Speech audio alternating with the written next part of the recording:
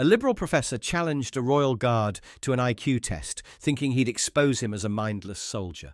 But one answer from the guard changed everything, leaving the entire class stunned and the professor humiliated.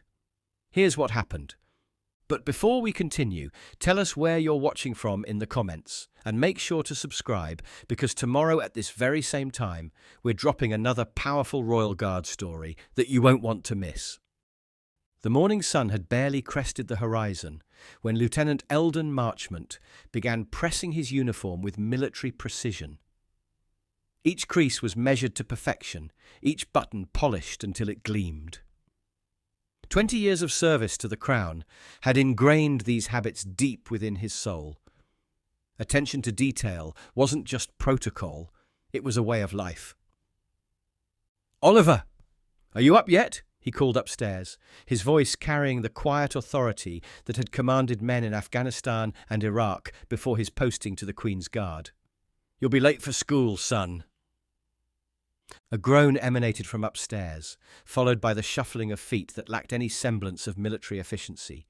At 13, Oliver Marchmont was at that age where everything his father stood for, discipline, tradition, duty, seemed hopelessly outdated. "I don't feel well, Dad," Oliver mumbled as he descended the stairs, still in his pyjamas despite the clock showing 7:45 a.m. "I think I have a fever." He made a theatrical attempt at looking ill, complete with a weak cough that wouldn't have convinced a kindergartner. Eldon's weathered face softened slightly as he looked at his son. Since losing his mother 3 years ago, Oliver had been drifting, searching for his place in a world that increasingly questioned the values Eldon had built his life upon. "Let me check," Eldon replied, placing his palm on Oliver's forehead with the same gentleness he used when handling his ceremonial rifle. "No fever that I can detect, Lieutenant." The old nickname usually made Oliver smile, but today it only deepened his frown. "Dad, I really don't want to go today. Can't I just stay home? Just this once?" The plea in Oliver's eyes went beyond typical teenage reluctance. Eldon set aside the uniform jacket he'd been preparing and sat down at the kitchen table, gesturing for his son to join him. "Education isn't optional, Oliver. Knowledge is the foundation of everything, even my service." He tapped his temple meaningfully. "The guards aren't just about standing at attention, contrary to what some might think." Oliver stared at his untouched breakfast. "But history class is pointless. Professor Lawrence says traditions like the guards are just outdated relics that glorify imperialism." Ah. So that was it. Eldon had heard about Professor Malcolm Lawrence before. His reputation for dismissing military service and British traditions had reached even the barracks. "All the more reason to go," Eldon said firmly, rising to retrieve his scarlet tunic. "If traditions aren't taught and understood, they die, and with them, the values they preserve." He checked his watch. He was due at his post in 2 hours. "Get dressed. I'll drive you myself." Oliver's eyes widened in alarm. "You're not coming in uniform, are you?" Eldon simply raised an eyebrow, his expression answering more clearly than words ever could. The drive to Westfield Academy was unusually quiet, with Oliver slouched in the passenger seat, staring fixedly out the window. Eldon navigated through London's morning traffic with the same precision he applied to everything in life, occasionally glancing at his son. "I gather Professor Lawrence has strong opinions about the monarchy," Eldon finally said, breaking the silence as they waited at a traffic light. His voice held no judgment, only curiosity. Oliver shifted uncomfortably. "He says the guards are just theatrical puppets in an outdated pageant of fading imperialism." The boy's perfect mimicry of what was clearly the professor's phrasing made Eldon's lips twitch despite himself. "And what do you think?" Eldon asked, genuinely interested. He'd never forced his values on his son, believing that respect for tradition had to be earned, not imposed. "I don't know," Oliver admitted, plucking at a thread on his backpack. "When you tell me about your service in Afghanistan, about the brothers you lost..." His voice trailed off. But then Professor Lawrence talks about how universities contribute more to society than the military ever could, and how standing guard at a palace is just a waste of human potential. Education and service aren't opposing forces, Oliver. They're complementary. The finest officers I've served with were also some of the most educated men and women I've known. That's not what Professor Lawrence says. He says people join the military because they're not smart enough for university. Oliver's voice dropped. Yesterday he asked if I was planning to follow in Daddy's footsteps and become another mindless automaton. Eldon's knuckles whitened slightly on the steering wheel, the only outward sign that the comment had affected him. 20 years of ceremonial discipline had taught him control that went beyond mere facade. "I see," he said, his voice measured. The car turned into the academy's tree-lined drive, where parents in expensive vehicles were dropping off students in crisp uniforms. Several heads turned at the sight of Eldon's distinctive scarlet tunic. "I think perhaps it's time I met Professor Lawrence." "Dad, no!" Oliver's alarm was immediate. "You'll just make it worse. He already singles me out because of you." Eldon parked the car and turned to face his son fully. "Oliver, throughout history, those who uphold tradition have always faced criticism from those who misunderstand its purpose. But running away only reinforces their misconceptions." He checked his watch. "You're already late. I'll walk you to class and speak with your professor, as one educator to another." "He'll humiliate you," Oliver whispered, as they approached the imposing Georgian building that housed the academy. "He does it to everyone who disagrees with him." Eldon straightened his bearskin cap as they climbed the stairs, several students stopping to stare at the full-dress uniform of the Queen's Guard. "In my experience," he said quietly as they navigated the halls toward Oliver's classroom, "those who resort to humiliation are often protecting their own insecurities." Professor Malcolm Lawrence was in full rhetorical flight when Oliver pushed open the classroom door. Tall and lean, with wire-rimmed glasses and a tweed jacket that seemed calculated to embody academic stereotype, the professor stopped mid-sentence as the door creaked. "Ah, Mr. Marchmont, how generous of you to grace us with your presence," Lawrence said, his voice dripping with sarcasm. "Perhaps you can explain to the class why your arrival merits interrupting our discussion of modern British identity." Oliver froze in the doorway, 30 pairs of eyes swivelling to stare at him.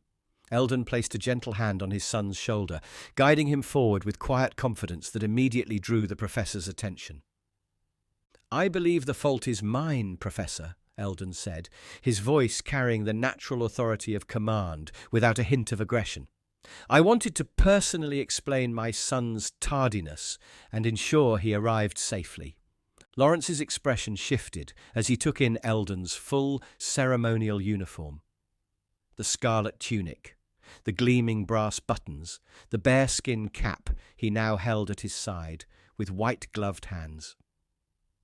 Something that might have been delight flashed across the professor's face, quickly masked by academic disdain. "Well, well," Lawrence said, setting down his marker and leaning against his desk. "Class, it seems we have a perfect visual aid for today's discussion about anachronistic institutions in modern Britain."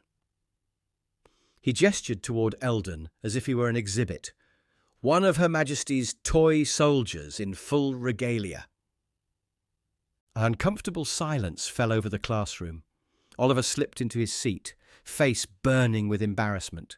Eldon remained by the door, his posture perfect, his expression betraying nothing of the thoughts behind his eyes. "I'm Lieutenant Eldon Marchmont of the Queen's Guard," he said simply. "I merely wanted to ensure my son's safe arrival before reporting to my post. I apologise for the interruption." Lawrence's smile didn't reach his eyes. "Oh, no apology necessary. In fact, your timing is impeccable. We were just discussing how certain British institutions persist despite having outlived their practical purpose." He turned to the class. "Students, observe the uniform.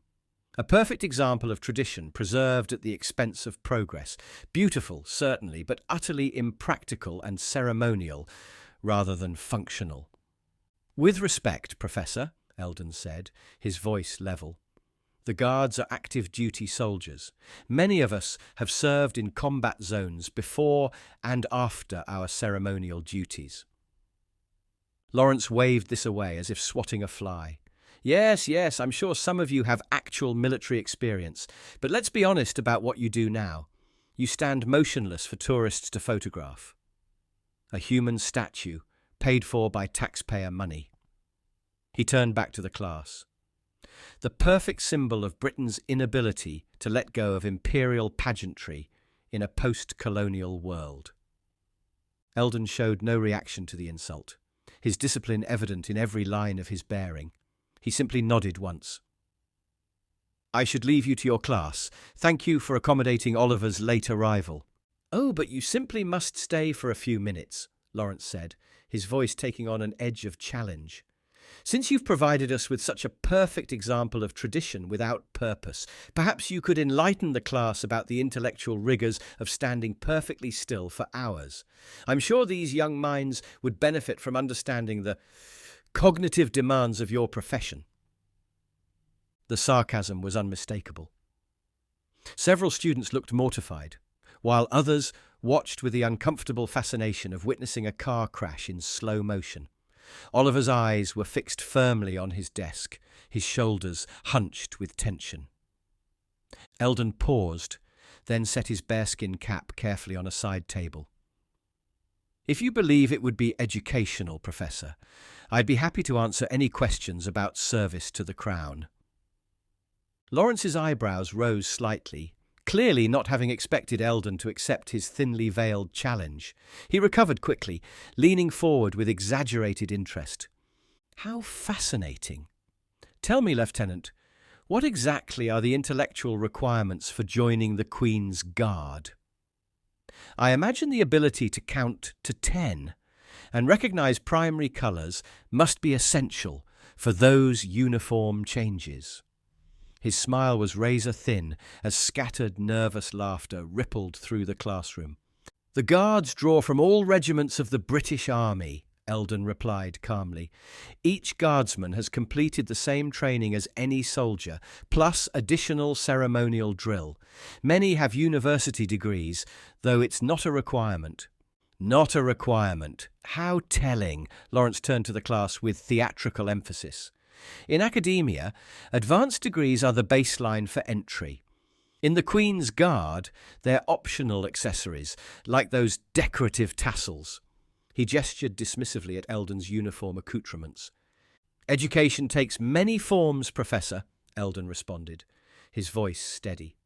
Military service provides lessons in discipline, strategic thinking, and leadership that complement academic knowledge. Lawrence's laugh was sharp and dismissive. Strategic thinking. For standing at attention. Please, Lieutenant, let's not dress up glorified security work as intellectual endeavour. Oliver sank lower in his seat as several students glanced his way with uncomfortable sympathy. One boy near the back actually closed his notebook, as if refusing to document the unfolding scene. The modern university produces the thinkers, innovators, and leaders who shape our society, Lawrence continued, his voice taking on the practiced cadence of a lecture he'd delivered many times before. Meanwhile, ceremonial military units preserve the illusion of imperial might for a nation that can no longer project real power on the world stage. Every institution serves its purpose, Professor. Universities expand human knowledge. The Guards preserve traditions that connect our present to our history. Ah, tradition. Lawrence seized on the word like a prosecutor highlighting damning evidence. The last refuge of institutions that can't justify their existence through actual utility. Then I would suggest that dismissing what you don't fully understand is neither good scholarship nor effective teaching, Eldon said, his voice gaining a quiet authority that commanded attention without raising volume. The Guards stand for continuity in a rapidly changing world, reminding citizens that some values transcend political shifts and technological revolutions. Lawrence's smile tightened. How charmingly medieval. And what values would those be? Blind obedience? Unquestioning loyalty? The divine right of monarchs? He turned to the class. This is precisely what I mean about the danger of unexamined tradition. It preserves power structures that should have been questioned generations ago. Understanding? Lawrence's voice took on a sharper edge as he moved toward Eldon with calculated deliberation. Let's talk about understanding, Lieutenant, because I think we've stumbled upon the core issue here. He turned to address the class, his academic persona fully engaged now. Critical thinking versus blind obedience. Question everything versus follow orders without hesitation. The fundamental difference between academia and military service. He leaned against his desk, arms crossed. One demands intellectual rigor. The other requires its absence. Eldon's expression remained neutral, though something flickered in his eyes. Not anger, but something more complex. That's a rather simplistic dichotomy, Professor. Is it? Lawrence shot back. Then let me propose a demonstration. He straightened, a new energy animating his movements. You've suggested that military service and academic pursuit aren't opposites, that they can complement each other. An interesting hypothesis. Let's test it. Several students straightened in their seats, sensing the shift from mere verbal sparring to something more consequential. Oliver looked up, alarm clear on his face. I've developed a set of cognitive assessments for my research on intellectual development, Lawrence continued, moving to his desk and pulling out a folder. Not quite an IQ test, those are rather crude instruments, but a more nuanced evaluation of problem-solving abilities, pattern recognition, and analytical thinking. His smile was thin with anticipated victory. Perhaps you'd indulge us in a brief demonstration.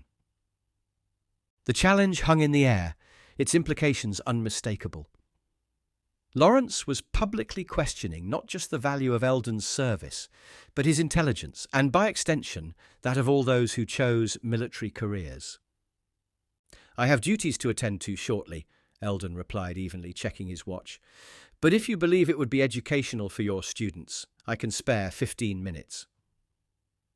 Lawrence's eyebrows rose slightly, as if he hadn't expected acceptance.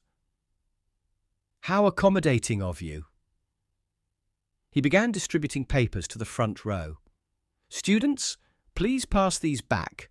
You're welcome to try these problems yourselves, but I want you to observe our guest's approach, particularly. As the papers circulated, Lawrence returned to the front of the room. I use these to demonstrate the importance of flexible thinking, abstract reasoning, and innovative problem-solving. Precisely the skills that rigid, hierarchical systems tend to suppress in favor of conformity and rule-following. Eldon accepted a paper without comment, his white-gloved hands a stark contrast against the white sheet. The classroom had gone completely silent, the scheduled lesson forgotten in the drama unfolding before them. I won't time you formally, Lawrence said, his tone making it clear that timing was indeed happening regardless. But I am curious to see how quickly a military mind can adapt to intellectual challenges outside its customary parameters. Oliver was now sitting completely upright. His earlier embarrassment transformed into a kind of horrified fascination. The other students watched with expressions ranging from discomfort to guilty interest, like spectators at a public execution they disapproved of but couldn't look away from. For a moment, Eldon's mind flashed back to officer candidate school, to intelligence briefings in Helmand Province, to strategic planning sessions where lives hung in the balance. Contexts where analytical thinking wasn't academic exercise, but survival necessity. Without comment, he picked up a pencil from a nearby desk and began to write. The classroom fell into absolute silence as Eldon worked through the first problems. His movements were methodical, each solution approached with the same precision he applied to his ceremonial duties. Lawrence circled like a predator, occasionally glancing over Eldon's shoulder with poorly concealed expectation of failure. Interesting approach, the professor murmured after several minutes, loud enough for the class to hear. Most people would have used a different method for that particular type of pattern recognition. Eldon didn't respond to the bait, focusing instead on the task at hand. His pencil moved steadily across the paper, neither rushing nor hesitating. Lawrence turned to the class, unable to resist commentary. Notice how our guest approaches each problem sequentially, rather than scanning the entire set first to prioritize. Very linear thinking, typical of hierarchical training systems. Oliver watched his father with a mixture of anxiety and hope, caught between his respect for his father and his fear of seeing him humiliated in front of his classmates. The boy's fingers gripped the edge of his desk so tightly his knuckles had gone white. "Now we come to the logical reasoning section," Lawrence announced, hovering near Eldon again. "This is where we typically see the largest gap between academic and non-academic approaches. These problems require thinking outside conventional frameworks." A few students had begun working through the problems themselves, their expressions growing increasingly impressed as they compared their work to what they could see of Eldon's. One boy in the second row actually did a double take, looking between his own paper and the guard's, with poorly concealed surprise. 10 minutes had passed when Lawrence's confidence began showing its first cracks. He stopped his circling, standing instead at his desk, fingers drumming an irregular pattern on its surface. "You know, Lieutenant, most people don't complete all sections in the allotted time. Feel free to skip to the final problems if the middle section is proving challenging." "Thank you, Professor, but I prefer to be thorough," Eldon replied without looking up, his pencil continuing its steady progress. A girl in the front row stifled a smile, quickly masking it when Lawrence glanced her way with narrowed eyes. The classroom's atmosphere had shifted subtly. What had begun as a public humiliation was evolving into something altogether different. "The final section," Lawrence announced as Eldon turned to the last page, "contains what we call lateral thinking problems. They specifically require breaking free from conventional thinking patterns, something highly structured environments typically discourage." Eldon studied the final problems carefully, his approach neither hurried by Lawrence's obvious impatience nor slowed by the complexity of the challenges. Something in his methodical focus suggested that pressure was a familiar companion, not an adversary. Lawrence made a point of checking his watch. "Just 2 minutes remaining, Lieutenant. The final problem has stumped doctoral candidates, so don't be concerned if—" "Finished," Eldon said quietly, setting down his pencil and straightening the papers with military precision. He rose to his feet, the movement fluid despite having been seated in full uniform, and extended the completed assessment toward Lawrence. The professor blinked, momentarily thrown off his script. He recovered quickly, taking the papers with an artificial smile that didn't reach his eyes. "Well, let's see what we have, shall we? Class, this should be an instructive moment about different cognitive approaches."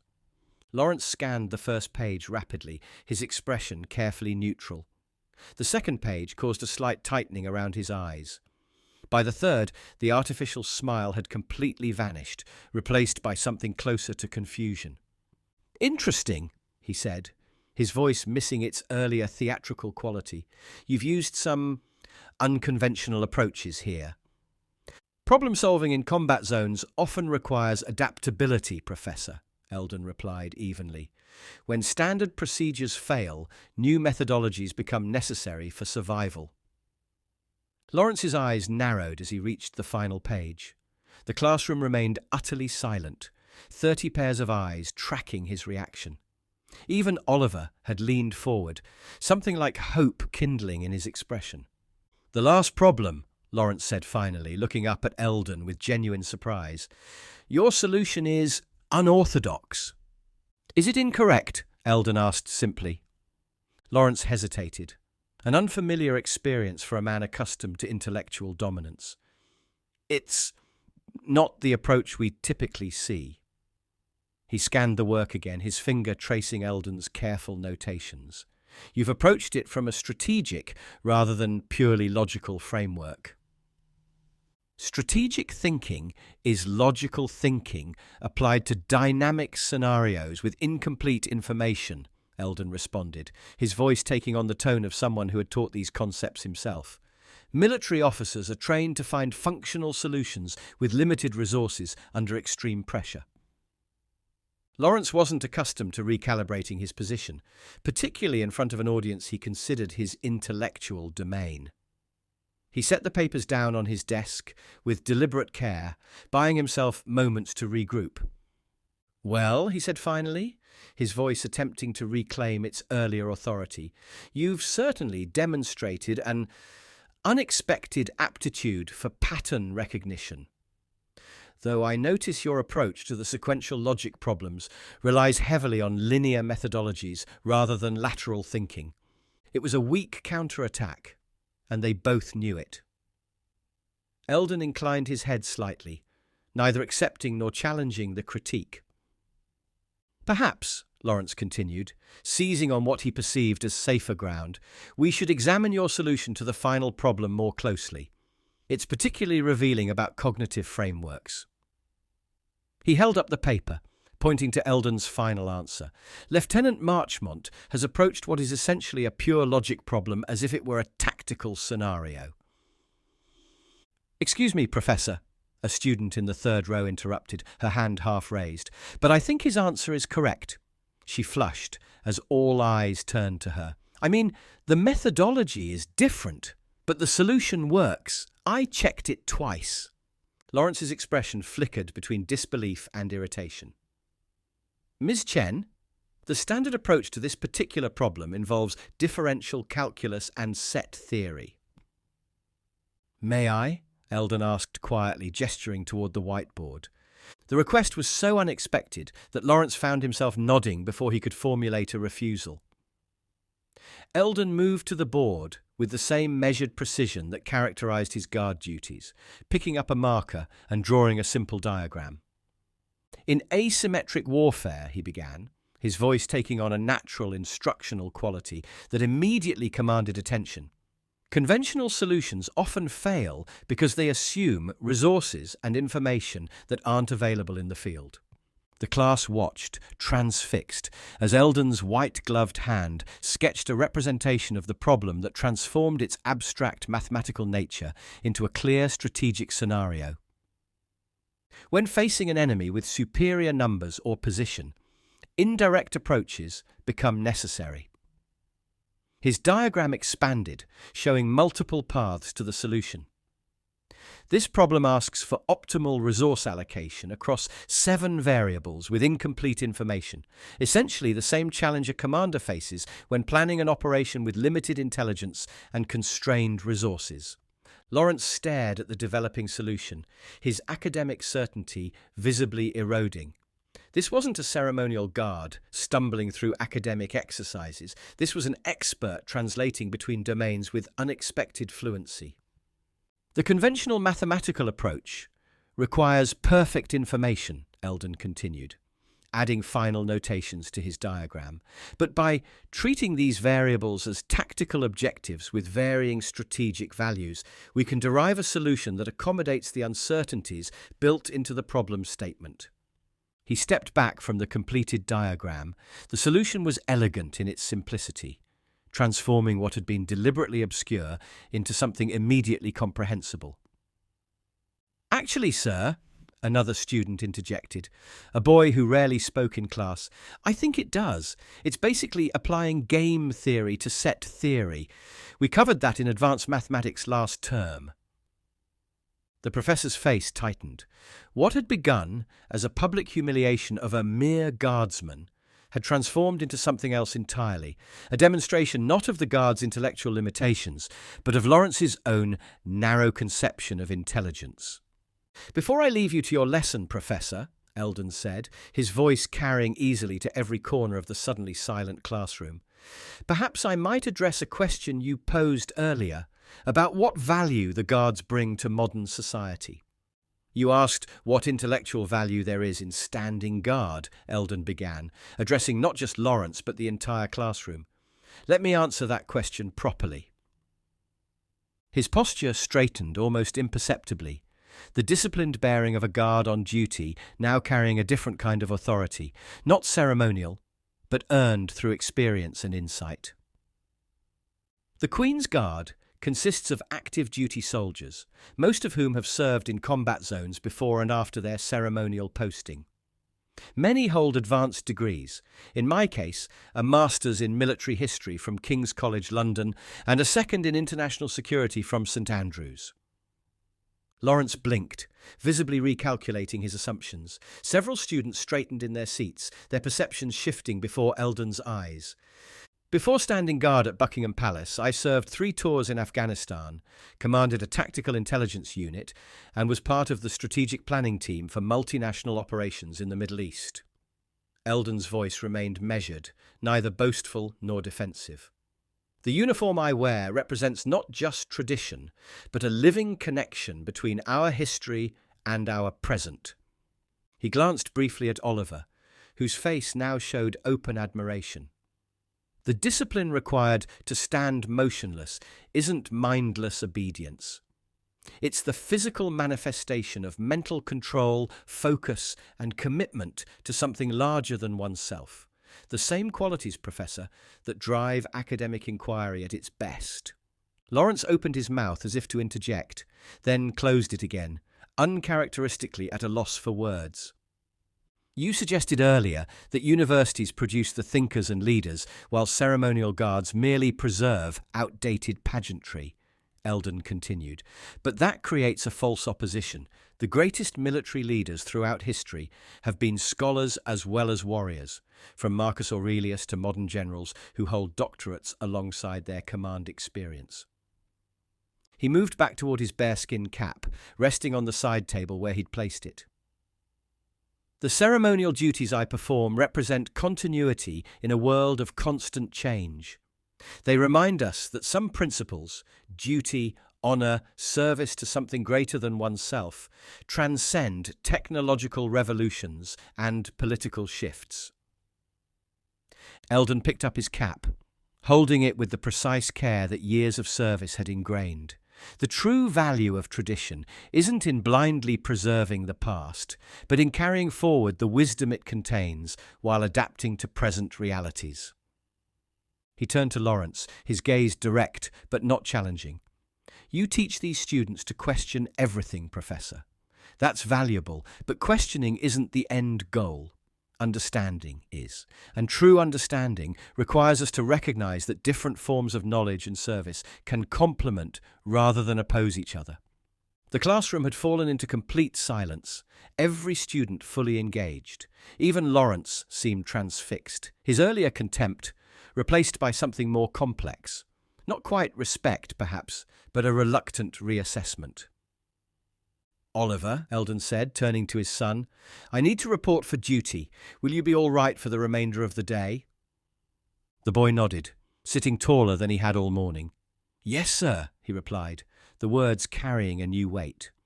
Eldon placed his cap on his head with practiced precision, adjusted it to regulation angle, and gave a single formal nod to the class. Thank you for the unexpected opportunity, Professor Lawrence. I hope it proved educational for your students. Without waiting for a response, he turned and walked to the door with the measured pace of a man accustomed to ceremony.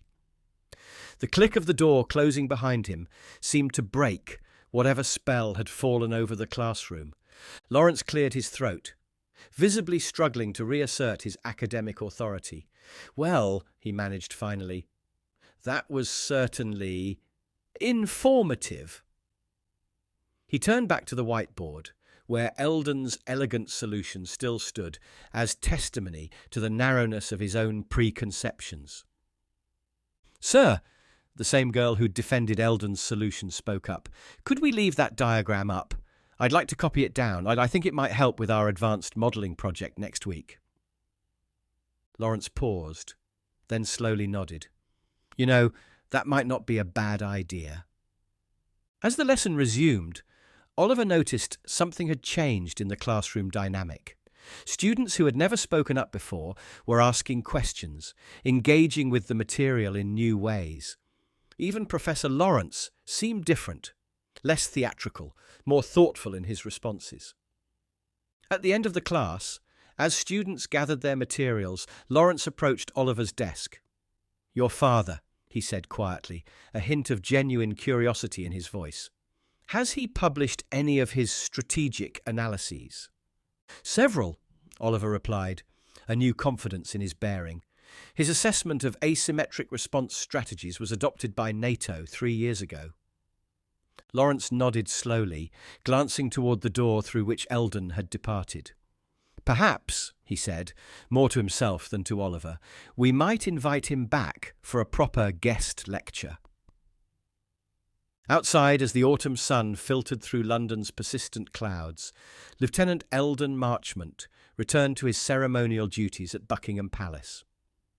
To the tourists who photographed him that afternoon, he appeared exactly as he had the day before and would the day after, motionless, disciplined, the perfect embodiment of a tradition centuries in the making.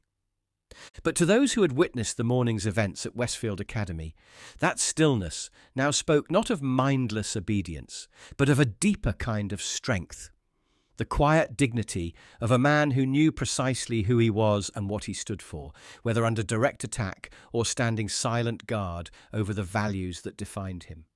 What would you do if someone challenged your intelligence based solely on your profession or appearance?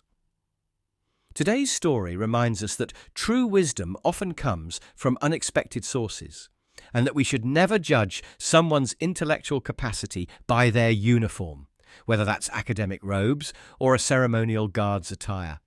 Do you believe that certain professions require more intelligence than others? Or is it possible that different roles simply demand different kinds of intellectual strengths? Let us know your thoughts in the comments below. If you found this story thought-provoking, make sure to hit that like button and subscribe to our channel for more powerful stories about respect, dignity, and the unexpected moments that teach us valuable life lessons. Don't forget to hit the bell icon to be notified whenever we upload new content. Check out our other Royal Guard stories appearing on your screen right now. Each one reveals something profound about honour, duty, and the quiet strength that comes from standing firm in your principles, no matter who challenges them. Remember, true intelligence isn't measured by degrees or titles, but by the wisdom to recognise value in all forms of service and knowledge.